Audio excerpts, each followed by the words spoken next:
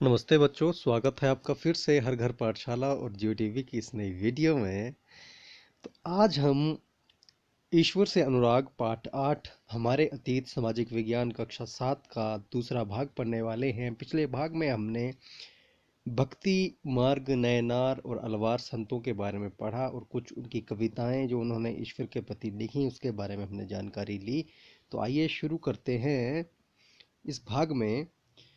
अ, वसवन्ना के वीर शैववाद का हमने पढ़ा कि तामिल भक्ति आंदोलन और मंदिर पूजा के बीच क्या संबंध थे।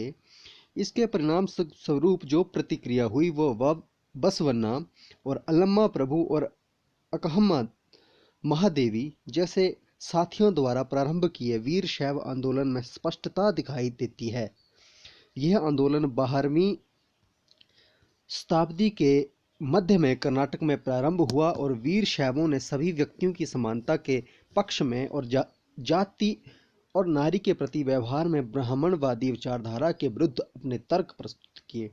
इसके अलावा वे सभी प्रकार के कर्म कांडों और मूर्ति पूजा के विरोधी थे। अब वीर शैवों के कुछ वचन आप स्क्रीन को पॉज करके देख सकते हैं। ये जो नीचे कथन और वचन दिए गए हैं, जैसे ये धनवान लोग शिव के लिए मंदिर बनाते हैं, मैं गरीब आदमी क्या करूँगा, मेरी टांगे खंबे हैं, शरीर तीर्थ मंदिर है, सिर उसकी छतरी है, सोने की बनी हुई है, जरा सुनो नदी प्रभु के संगम के प्रभु, खड़ी हुई चीज़ें कभी गिर जाएंगी लेकिन चलने वाला सदा चलती रहेंगी।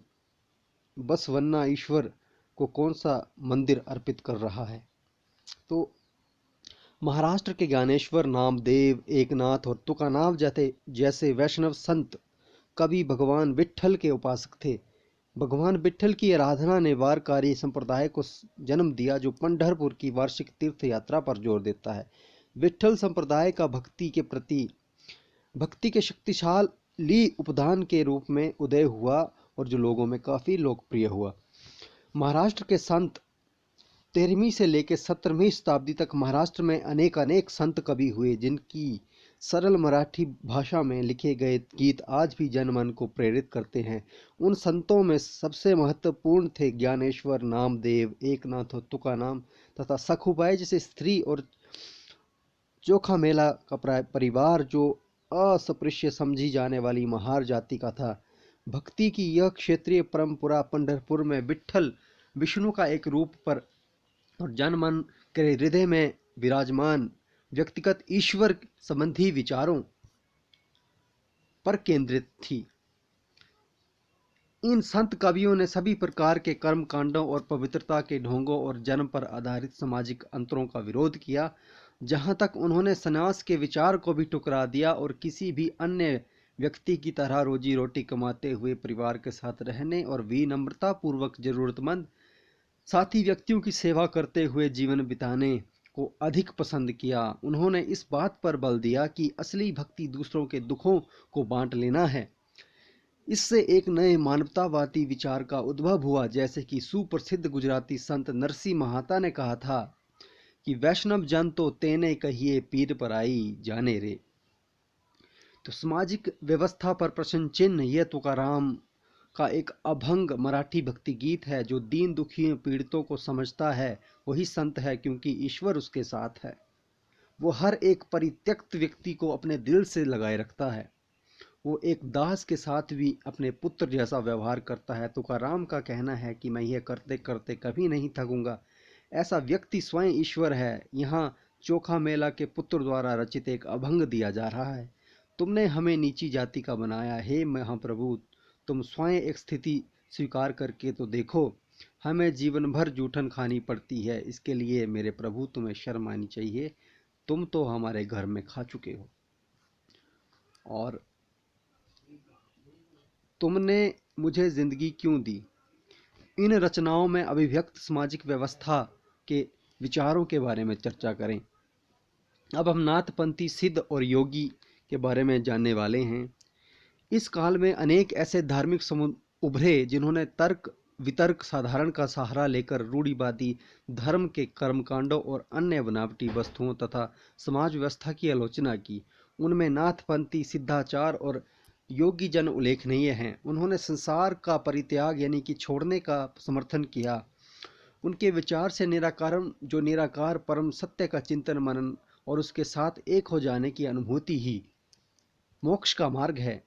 इसके लिए उन्होंने योगासन, प्राणायाम और नित्य चिंतन मनन जैसी क्रियाओं के माध्यम से मन और शरीर को कठोर प्रशिक्षण देने की आवश्यकता पर बल दिया। ये समूह खास तौर पर नीची कहे जाने वाली जातियों में बहुत लोकप्रिय हुए।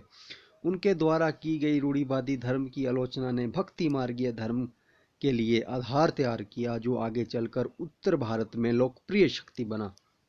तो ये फोटो में हम कुछ नाथपंथियों को देख सकते हैं जो कुछ प्रक्रियाएं दोहरा रहे हैं। आगे हम सूफी और इस्लाम मत के बारे में जानेंगे। तो संत और सूफियों में बहुत अधिक समानता थी, यानी कि एक जैसे थे वो। जहाँ तक माना जाता है कि उन्होंने आपस में बहुत विचारों का आदान प्रदान किया और उन्हें अपनाया। सूफी मुसलमान रहस्यवादी थे। वे धर्म के बाहरी आडंबरों को अस्वीकार करते हुए ईश्वर के प्रति प्रेम और भक्ति तथा सभी मनुष्यों के प्रति दयाभाव रखने पर बल देते थे। इस्लाम ने एक ईश्वरवाद यानी कि एक अल्लाह के प्रति पूर्ण समर्पण की दृढ़ता से प्रचार किया। 8वीं और 9वीं शताब्दी में धार्मिक विद्वानों द्वारा पवित्र कानून, शरिया और इस्लामिक धर्मशास्त्र के विभिन्न पहलुओं को विकसित किया। इस्लाम धीरे धीरे और जटिल होता गया, जबकि सूफियों ने एक अलग रास्ता दिखाया जो ईश्वर के प्रति व्यक्तिगत समर्पण पर बल देता है। सूफी लोगों ने मुस्लिम धार्मिक विद्वानों द्वारा निर्धारित विशुद्ध कर्मकांड और आचार संहिता को बहुत कुछ अस्वीकार कर दिया।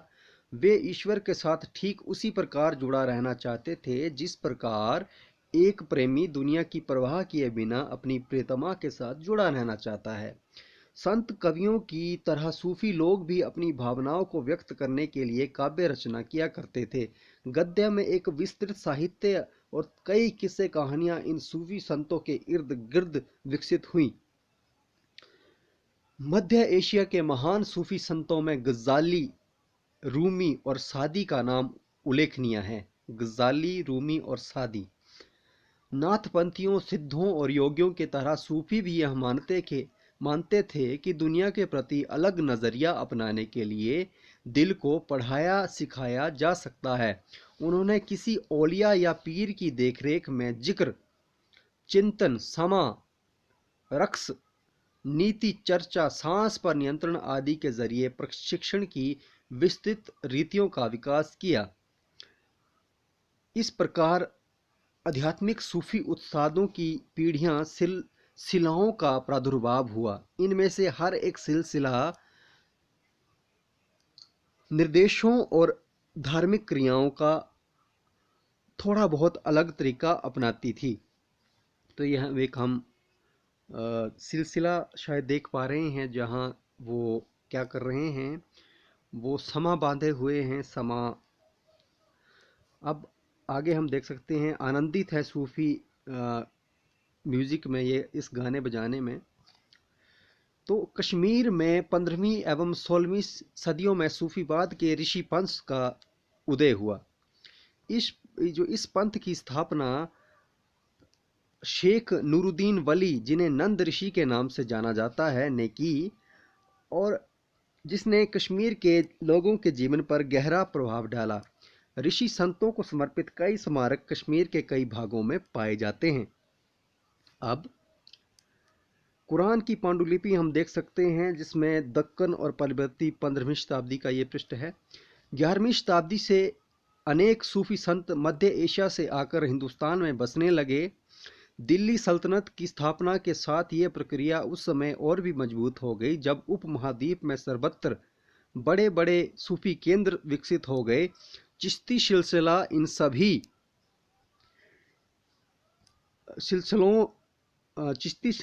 इन सभी सिलसिलों में सर्वाधिक प्रभावशाली था।